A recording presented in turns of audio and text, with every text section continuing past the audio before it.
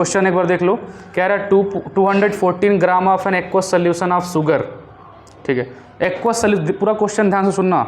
214.2 ग्राम कह रहा है, 214.2 ग्राम। ठीक है, कह रहा है एक्वस सोल्यूशन ऑफ शुगर, यानी चीनी का सोल्यूशन है। इतनी बात क्लियर है? चीनी का सोल्यूशन, सोल्यूशन मतलब विलयन ना, तो किसका मास दे रखा है ये? सोल्यूशन का। एक काम करता हूँ मैं ब्रैकेट में भी ऐसे जनरल लिख देता हूँ, ये एक्वस सोल्यूशन है मतलब विलयन का दे रखा है। शुगर है, सोल्यूशन किसका है? तो शुगर का है। मैं ये भी यहाँ पे डिनोट कर दे रहा हूँ। आगे ये कह रहा है 34.2 ग्राम शुगर, क्या लिखे हो? कंटेन, हाँ 32.4 ग्राम शुगर। ठीक है, ये 34.2 ग्राम शुगर कंटेन करता है। If molecular mass of sugar is 342 gram, molecular mass दे रखा है 342 ग्राम। और क्या पूछा है? Calculate the molality of the solution. ध्यान देना, मोलैलिटी रॉ वाला नहीं बोला है, मोलैलिटी बोला है। तो थोड़ा बहुत आसान तो था ये, इतना आसान क्वेश्चन नहीं लगा है, मैं सोच में पड़ जा रहा हूँ। मोलैलिटी, थोड़ा एक काम करो, मोलैलिटी का एक बार फार्मूला फिर से देख लो। Molality equal number of mole of solute, क्या था? Number of moles of solute, clear है, अपॉन मास ऑफ सॉल्वेंट। ध्यान देना, सोल्यूशन नहीं है, क्या है? Mass of solvent. किस में लेना है भाई? केजी में लेना है। तो फार्मूला तुम्हारे सामने है, पूरा फोकस गिवन पे डालो। तुम्हें क्या चाहिए पहले तुम ये सोच लो। तुम्हें चाहिए नंबर ऑफ मोल, किसके चाहिए भाई? सोल्यूट के चाहिए। सोल्यूट के नंबर ऑफ मोल और सॉल्वेंट का मास चाहिए। तो तुम्हें ये पता करना पड़ेगा, ये जो सोल्यूशन है 214.2 ग्राम सोल्यूशन है, उसमें सोल्यूट कौन है और सॉल्वेंट कौन है। तो थोड़ा जनरल दिमाग लगाना। जैसे कि कह रहा है कि ऐसे कोई सोल्यूशन है, ये रहा अपने पास कोई सोल्यूशन। ठीक है, इस सोल्यूशन में जो टोटल जो सोल्यूशन का मास है वो कितना है भाई? टोटल सोल्यूशन का मास मतलब टोटल सोल्यूशन मास कितना है बताओ?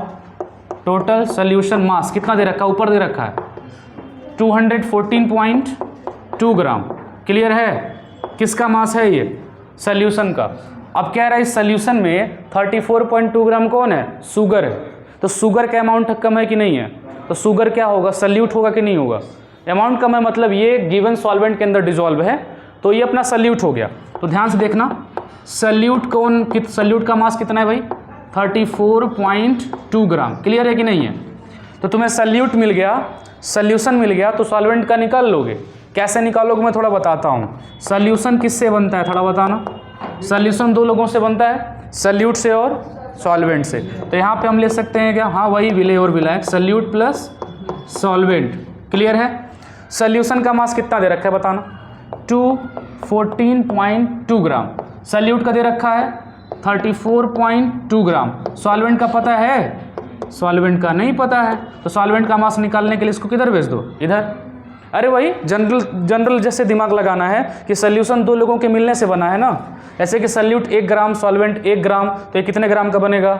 2 ग्राम का। बनेगा नहीं बनेगा? यानी कि जितना सोल्यूट लिया होगा, जितना सॉल्वेंट लिया होगा, उन दोनों को जोड़ने के बाद क्या आना चाहिए? 214.2 आना चाहिए। तो इसको इधर आप भेज दो। तो 214.2 माइनस 34.2 इक्वल किसका आ जाएगा? सॉल्वेंट का। तो थोड़ा माइनस कर लेते हैं। जब माइनस करिएगा तो आपको मिल जाएगा 0.2 में से 0.2 कितना बचेगा? 0। अब इधर 4 में से 4 कितना बचेगा? 0। और यहाँ पे 1 में से 3 नहीं जाएगा ना, तो 11 में से 3 जाए कितना बच जाएगा? 8 बच जाएगा। और यहाँ पे कितना बचा? 1। यानी 180 ग्राम कौन मिला आपको? सॉल्वेंट मिल गया। तो सॉल्वेंट का मास आपको मिल गया। यहाँ से सॉल्वेंट का मास मिल गया। फार्मूले पे अप्लाई कर दो। मोलैलिटी को किससे डिनोट करते हैं? स्मॉल m से ना। ठीक है, number of mole of solute. Solute का मोल पता करने के लिए फार्मूला क्या है? n इक्वल टू क्या होता है? W/m। कल फार्मूला लिखवाया था। ठीक है, mass of solvent in KG, ये ग्राम में है, तो एक काम करो इसको लिख लो। केजी में चेंज करने के लिए किससे मल्टीप्लाई कर दें? 10⁻³ से। वैसे डिवीजन कर रहा हूँ 1000 का, डिवीजन जब ऊपर गया तो 10 पावर क्या हो गया? -3। ये केजी में हो गया, सॉल्व कर लो। m इक्वल, ध्यान से देखना, वेट कितना है सोल्यूट का? 34.2 है। मास कितना दे रखा है? 342 दे रखा है, नहीं दे रखा है? गिवन है ना यहाँ पे। नीचे कितना है 180 मल्टीप्लाइड बाई 10 पे पावर -3। अगर तुम चाहो तो डायरेक्ट इसको नीचे भेज सकते हो या फिर डायरेक्ट डिवीजन कर लो। तो कितना है थोड़ा देखना, थर्ड ऊपर वाला मैं सिर्फ ये वाला सॉल्व कर रहा हूँ। 42.2 डिवाइडेड बाई कितना है 342 है कि नहीं है। एक काम करो, सॉल्व करने के लिए 10 का मल्टीप्लिकेशन ऊपर 10 का नीचे कर सकते हैं। तो ऊपर कितना हो गया 342 और नीचे कितना हो गया 342 मल्टीप्लाइड बाई 10। इससे कटिए कितना आ गया 1, तो कितना आ गया 1/10। 1/10 का मतलब कितना हो गया 0.1, यानी नंबर ऑफ मोल कितना आ गया 0.1। तो थोड़ा रख लो, ये आ गया 0.1 अपॉन नीचे का क्वांटिटी क्या है 180 मल्टीप्लाइड बाई 10 पे पावर -3। थोड़ा और आगे बढ़ा लो, इसको ऐसे लिख सकते हैं क्या 10 पे पावर -1, इसको 10 पे पावर -1 लिख सकते हैं। ये ऊपर जाएगा तो क्या बन जाएगा, पावर इसका क्या हो जाएगा प्लस, तो 10 पे पावर +3। नीचे कितना है 180 है कि नहीं है। तो एक पावर से ये एक ख़त्म हो गया, तो 10 पे पावर क्या मिला 2। नीचे कितना है 180, इसका एक 0 से एक 0 कैंसिल, 10 बचा ना अब ऊपर। 100 था, थोड़ा दिमाग लगाना, 100 था ना, अच्छा रुको लिख भी देता हूँ, मैं तो कुछ कहोगे कैसे हो गया। 100 था, एक 0 से एक 0 कैंसिल, कितना बचा 10/18, काट दो। ये हो जाएगा 2 5 जा 10, ये कितना हो जाएगा 2 9 जा 18, यही होगा, कर दो। m की वैल्यू कितनी आ गई 5/9। अब जब 5/9 आ गया, अब 5/9 क्या आया है, इसका यूनिट क्या था, इसका यूनिट ऊपर ग्राम था, सॉरी ऊपर मोल था और नीचे क्या था केजी था। मोल पर केजी था ना। आंसर किस में बोला था लाने के लिए बताना, मिली मोल में लाना है कि नॉर्मल आंसर लाना है। सिर्फ मोलैलिटी पूछा है ना, सिर्फ मोलैलिटी पूछा है ना, तो मोलैलिटी पूछा है तो उसमें लाने की ज़रूरत ही नहीं है। मिली मोल में क्यों लाएंगे, नॉर्मल ला दो। 5 और 9 को डिवीजन कर लोगे, कर लो, कितना आएगा करोगे 0 पॉइंट कितना हो जाएगा 50, 4 9 जा 36, तो 5 पर जाएगा ना, 5 9 जा 45, वही जाएगा 0.5 मोल पर केजी, आंसर आ गया। तो कहाँ तुम लोग को नहीं आ रहा था इसमें, कौन से वाले जगह से, ये यहाँ से। चलो कोई बात नहीं है, लिखना हो तो लिखना, तो ऑलरेडी ये गिवन मिल ही जाएगा, लिखने में समय मत बर्बाद करो। ऑप्शन दे रखे हैं, option number 4 0.02 molarity, 0.7 molarity, 0.8 molarity and 0.1.2 molarity. पहले एक बार क्वेश्चन समझ लो, आपको क्वेश्चन में क्या गिवन था, एक बार पूरा क्वेश्चन रिपीट कर लो। कह रहा था total molarity of ion present in 0.1 molarity of copper sulphate. तो पहले आपको क्या ले रखा है कॉपर सल्फेट, और फिर क्या ले रखा है एल्यूमिनियम सल्फेट। इसकी मोलैरिटी कितनी है 0.1 मोलैरिटी, ये कितना है 0.1। थोड़ा क्वेश्चन समझना आराम से। क्वेश्चन क्या कह रहा है, आपको कह रहा है कि आपके पास दो अलग अलग सबस्टेंस हैं, एक तो है कॉपर सल्फेट है और एक कौन है एल्यूमिनियम सल्फेट है, दो हैं। कॉपर सल्फेट कितना है 0.1 मोलैरिटी है, एल्यूमिनियम सल्फेट भी कितना है 0.1 मोलैरिटी है। तो आप ये पता करो जब ये अपने आयंस में ब्रेक होंगे तो टोटल कितने नंबर ऑफ आयन, मतलब कितने नंबर ऑफ मोल्स आयन बनेंगे। क्वेश्चन कुछ समझ में आ रहा है क्या कह रहा है, समझ रहे हो नहीं समझ में रहे हो। रुको एक मैं जनरल इसका एग्जांपल समझाता हूँ। जैसे सपोज करो कि तुमको H2O दे रखा है, H2O जब टूटता है अपने आयंस में तो क्या बनाता है H+ और क्या बनाता है OH- बनाता है। अगर मैं कहूँ कि 0, यहाँ पे सपोज करो 1 मोल दे रखा है, मैं कहूँ कि अगर 1 मोल H2O अपने आयंस में ब्रेक होता है तो कितना मोल आयन बनता है। मोल कंसेप्ट याद करो। अरे यहाँ देखो गधों, इतना आसान है क्या बताऊँ, मैं पागल हो जाऊँगा। ये लिखा है ना 1 मोल, 1 मोल है ये, तो 1 मोल टूट के क्या बना रहा है H+ और OH- बना रहा है। इसके आगे कितना लिखा है 1, तो ये कितना मोल है, तो वही तो मैं पूछ रहा हूँ, ये कितना मोल है, तो टोटल कितने मोल आयन बने, तो वही तो करना है इसमें, वही करना है इसमें। कैसे करोगे, तो पहले इसका इक्वेशन बनाओगे।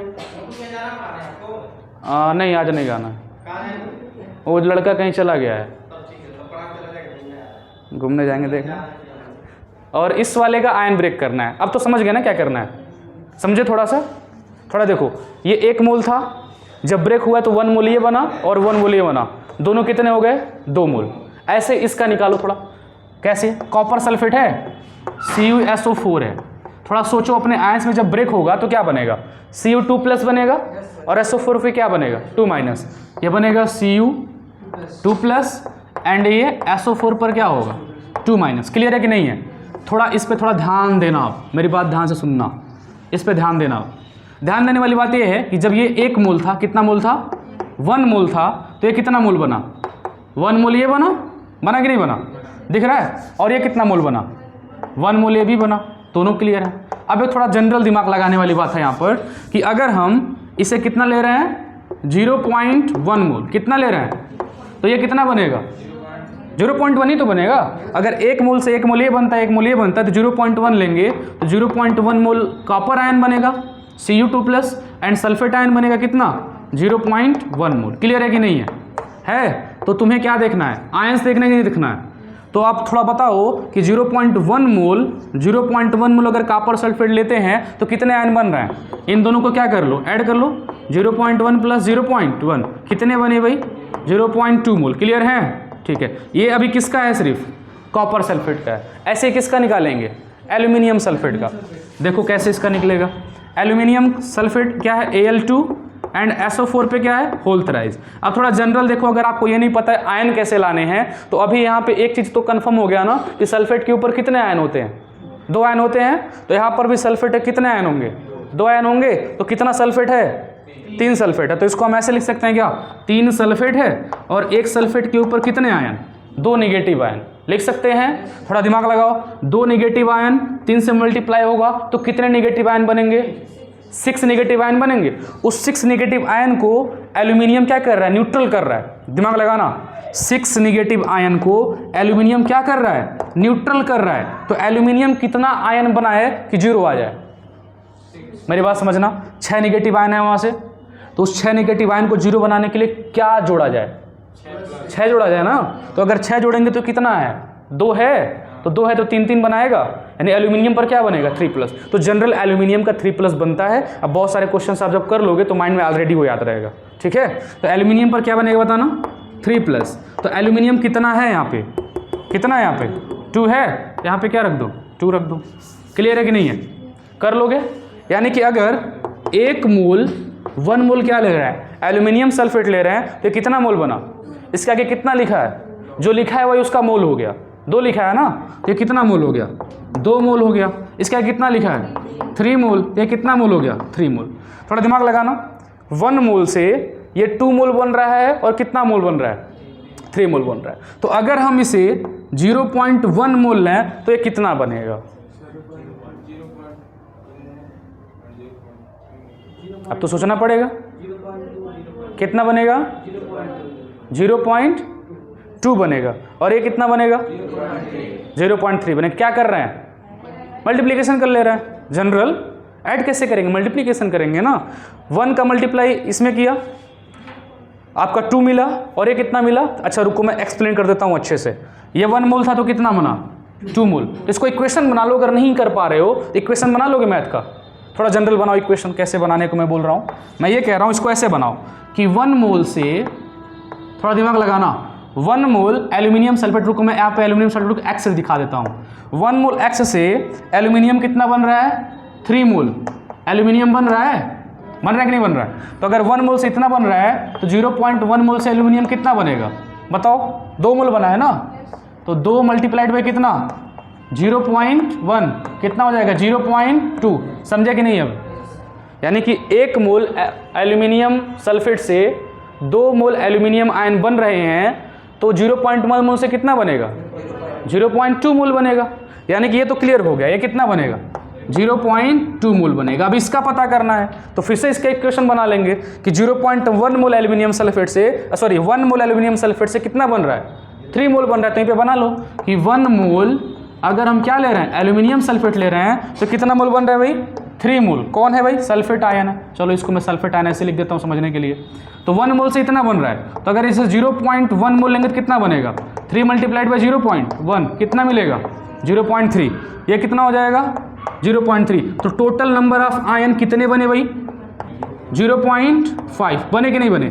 तो थोड़ा दिमाग लगाना आप। तो 0.5 मोल आयन इसके और 0.2 मोल आयन किसके, इसके। तो total number of mole of ion क्या हो गए तो इसके कितने 0.2 और इसका 0.5 कितना आ गया? तो 0.7 आपका क्या है? ऑप्शन नंबर 2 सही है। ऐसे ही लगाना है। तो ये होते हैं क्वेश्चंस के लेवल। देखो इसमें कोई फार्मूला आया क्या? फार्मूला आया ही नहीं, जनरल कॉन्सेप्ट है। जो मोल बताया था ना, मोल वाला याद करो, मोल ही कॉन्सेप्ट है ना इसके ऊपर, ये है।